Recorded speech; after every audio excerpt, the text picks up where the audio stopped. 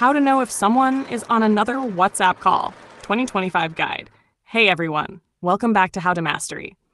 In this video, I'll show you how to know if someone is on another WhatsApp call when you're trying to reach them. Let's get started. Step 1, open WhatsApp. First, open the WhatsApp app on your phone and make sure you're connected to the internet. Step 2, try calling the person. Go to the chat of the person you want to call and tap the voice call or video call icon. Step 3, watch what happens. If the person is already on another WhatsApp call, you'll see a message on your screen. It will usually say, "Name is on another call," or "This person is on another call," depending on your app version. What happens next? If the person is busy on another call, your call may ring once and then stop, or you may get an instant busy tone with the notification.